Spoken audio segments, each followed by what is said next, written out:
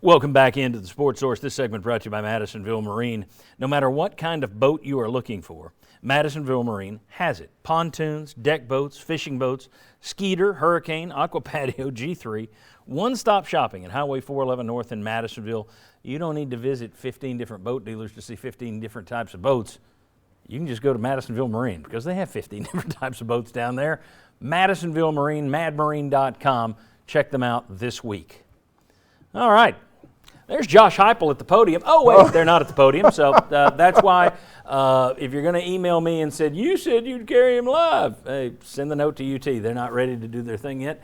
There's somebody walking through, though. So we're just going to go on with our show. My apologies. I can't control what goes on over there. We promise you things based on the schedules they put out.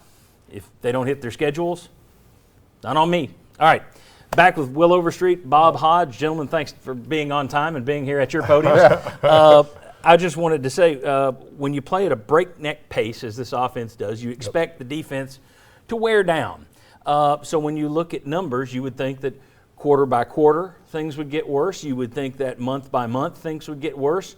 When you look at the numbers, you might spot some of that. I'll get your take on them. Or you may say, that's not as drastic. That's not the traditional stair step that I expected. So let's take a look at some numbers here. First of all, what the Tennessee and UCF defenses under Josh Heupel. This is 4 years, and we can go ahead and take all the graphics out there, Chris, so we can see it there. There we go. Thank you. This is what they allowed by quarter, okay? And this is 4 years. This is 49 games. This goes back to UCF as well. Read this top to bottom. You see first quarter points, 5 in the first quarter is what you typically allow. 7.6 in the second quarter. Then it goes back to 5.7. Then it goes up to 7.7. But fourth quarter isn't that much higher. It's 0.1 point on average more than your second quarter. First half they gave up 12.6 points. Second half they give up 13.4. It's not drastic, but I'll get your take on this. Rushing yards per attempt, that's 4.0 basically, 4.1. Yards per attempt on passing, doesn't really have a huge jump. Total yards per attempt and total yards per play, not a huge jump there. Now let's take a look at what was allowed by month, and this one reads left to right. Now I will say, August and September is 15 games. October is 14 games. November is 15 games.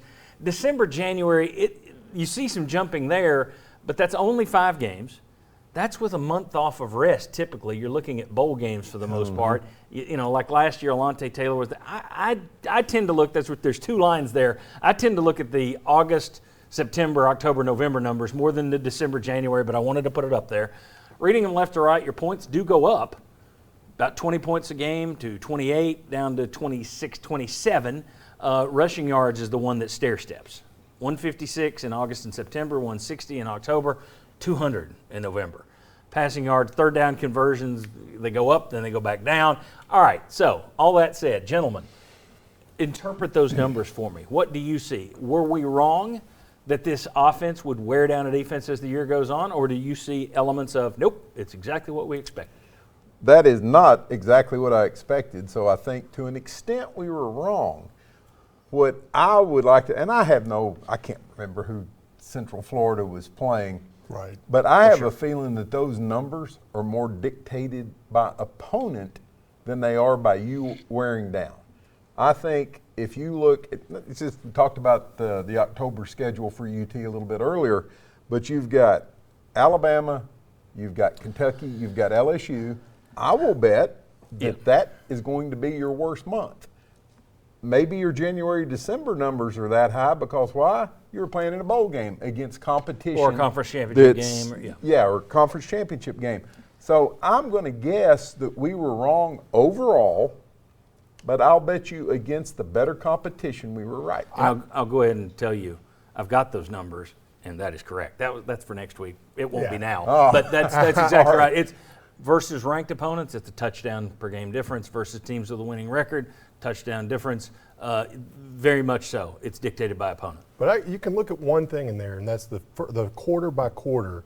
If I look at the points allowed, the first quarter, and then the second quarter, I give up more points. Third quarter, after a rest at halftime, I do better. Fourth quarter, I give up more points.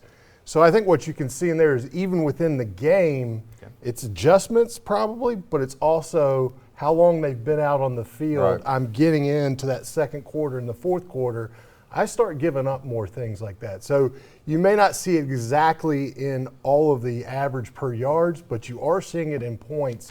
And I do think that probably comes down to, especially if we've seen this offense, where literally it leaves the defense out on the field for 10 minutes in that first quarter. You're going to see some of that. And then, like I said, you get the break at halftime, happens again. That fourth quarter, a little bit more sloppiness in there. I'm going to attribute some of what we saw here last year. Once again, I've been able to speak for the USCF experience. UCF, yeah. I really thought that Tennessee's coaches did a better job last year with that defense, considering the lack of parts you had, considering the outflow Lack of of depth. talent that you had. I was really impressed by that. And if the pattern holds true, I think anybody, you play better teams, you're going to give up bigger numbers. Sure. And stuff like that. I think if you continue on the path you are, though, and these coaches get better players in here, I think I may come back maybe in a year, 2 years, and say, yep, I was totally wrong, because I really thought this offense would hang Tennessee's defense out to dry and do it repeatedly. Well, how does the coaching staff adjust? Like, when you start knowing you have the same talent level, if you had the same talent levels in Alabama or Georgia, would you call the same type of game? In a sense of, you're going to flow fast, but you're going to pull back at times. Would you shift and adjust at that kind of game if I knew I had the same talent level? That can be how you call a game differently. And that is a very interesting question, because if you go back and do much studying of when Heupel left UCF, and look, when the coach leaves a place, that's when the closet's open and all the skeletons fall out, and anybody that doesn't like the guy when he was there or is upset that the guy's left, that's when they start spilling the beans on anything they didn't like. That said, there were a lot of people who covered UCF that said, there's just one offense with this guy. That's it. If you're up 20 and you need to burn clock, they do not shift. And they said that last year. Well, we can slow it down when we need to. And we pointed out on the show, how many times were they actually able to do that? They didn't. And that has been a question about Josh Heupel and this veer and shoot offense and his version of it, going all the way back to UCF, going all the way back to Missouri when he was running it. Does he adjust the tempo based on game situation, based on who they're playing? A lot of people seem to think no. And I would say after watching 1 year here, no. That's one thing to watch moving forward. But if you want to do the research on that, you'll find a lot of people, and again, it may just be negative Nellies who are upset and saying this kind of stuff, but from what I saw last year, I wondered, do you ever protect? The most protection for the defense I heard about was actually protection for the offense in the bowl game, where Cole Kublik revealed that 7 or 8 plays into a drive, they say, hey, we got to take a shot. The offensive linemen are wearing down, which none of us had ever heard of before. You and I talked about it this week. If over the course of time here and his past history down in Florida, if you can't slow it down, then I think that's a bad thing, because as you and I spoke during the conversation, that means your offense is just predicated on the speed. Your offense is predicated on they're not going to be in position, they're not going to be able to make the substitutions. That's what we're taking advantage of.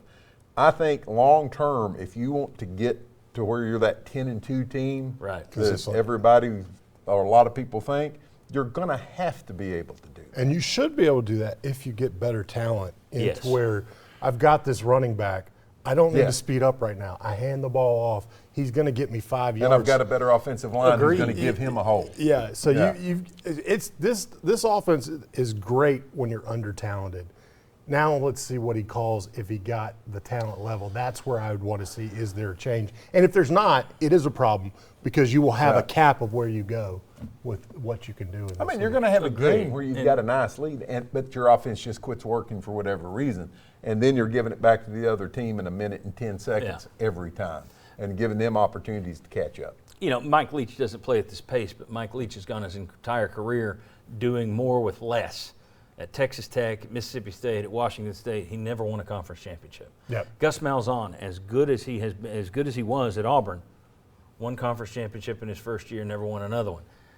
Again, Leach isn't this hurry up, but it's still one of these offenses that is you're gaming the system a little bit.